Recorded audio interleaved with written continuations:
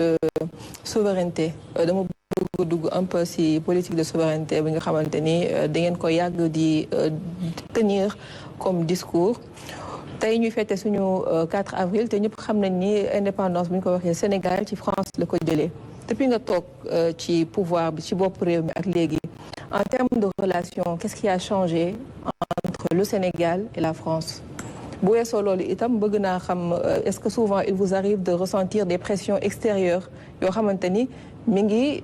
tukkee ci sa volonté de vouloir être souverain en tant que président. Non, non, je ne reçois aucune pression, ni intérieure, ni extérieure. La seule pression que je reçois, c'est la dette morale que j'ai vis-à-vis du peuple qui m'a fait l'honneur et le privilège de présider à ses destinées. Et la responsabilité historique que j'ai de porter les aspirations de ce peuple et les espoirs de sa jeunesse particulièrement. Mais globalement de tout le peuple. loolu mooy sax doy na ma pression. li ci des nag mooy ku fi ñëw nekk ci réew ak foo mënti jóge boo ñu waxee lii la ñu bëgg ñu ne lii la ñu bëgg nga taxaw di défendre sa intérêt ñu taxaw di défendre suñu intérêt ku nekk di nga am loo bàyyi pour ñu daje bu ñu demee ba ci biir ñu gis ne lii arrangé wu ñu ne lii arrangé wu dañ ciy génn ba set wicc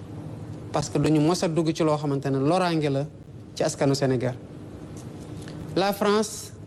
c'est un partenaire important pour le Sénégal ren la Chine di door a supplanter la France depuis bu ñu restaurer les relations dans les années 2007 avec la Chine mu ngi koy door a supplanter en termes de volume d'échanges commerciaux mais la France reste un partenaire important pour le Sénégal sur tous les plans. Maintenant dëkk dafay toll foo xam ne day réorienter sa trajectoire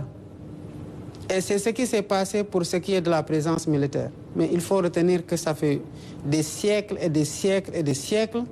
qu'on a une présence étrangère sous ce format fii Sénégal. Ça part de l'esclavage jaar ci colonisation bërën gi ñu leen di door wax ne fu mu toll nii de bëggatuñu base militaire étrangère biir Sénégal xanaa am nañ sañ-sañ boobu ñoom tamit comprendre nañu ko nangu nañu ko ñàkkeewu leen ci teggin jéemuñu ci humilier kenn utuñu ci des coups d'éclat. On l'a fait dans l'orthodoxie de ce que nos rapports autorisent en termes de convivialité, de fraternité et surtout de partenariat qui se poursuit. Parce que Chine mi nga xamante ne supplanté na France en termes de volume d'échange ban militaire chinois nga mos a doxee fi ba dajeeg moom amul. Donc on peut continuer à avoir un partenariat fécond sans que mu am une présence militaire étrangère de quelque pays que ce soit fii Sénégal te may ñaan yàlla ñu bañ ko soxla. mënal suñu bopp moom suñu bopp ci lépp parce que loolu mooy souveraineté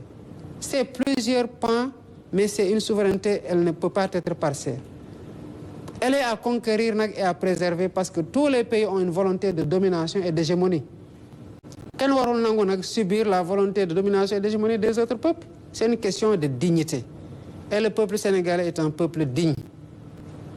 waxtaan nañu y a un calendrier de retrait am nañ ba emprise yu ñu libéré ci lu ñu proposé ñu nangul leen ko fii ak août en toute sérénité ils vont libérer toutes les emprises même les accords militaires se poursuivent parce que la dénonciation de la présence militaire ne met pas une croix sur tous les accords militaires et Dieu sait qu'on a énormément d'accords militaires avec beaucoup de pays y compris des pays de la sous-région africaine donc mënuñu sungile benn rek ne ko non ak yow day coupé c'est pas le sujet te Sénégal il faut que ñu comprendre que non c'est un pan qui doit être revisité c'est surtout tout ce qui touche à la présence militaire nous sommes en train d'en discuter et globalement war nañu am un séminaire intergouvernemental que le Sénégal doit accueillir ñu ngi ciy liggéey et ce sera le moment de réévaluer le partenariat pour le donner un nouveau souffle buy tax mu gën a renforcer wu buy tax que des entreprises françaises aient encore envie de venir investir au Sénégal et que nous leur assurions le juste retour de leur investissement et la protection de leurs intérêts niñ ko amalee yeneen dëkk yëpp parce que li may wax mooy après les clichés les photos les sourires les coups de les poignées de main en fait boo paree loolu ba pare l'investisseur il est froid est-ce que dëkk bi may dem nii am na opportunité d'investissement est-ce que am na sécurité ci sama investissement est-ce que sama investissement dina rentable loolu bu ci amul des réponses positives quelles que soient les accolades les discours et les embrassades en fait du investir c'est pas dirigé contre la France suñu performance en termes d'attractivité en matière d'investissement c'est envers tous les partenariats que nous devons le diriger et c'est à cela que nous travaillons.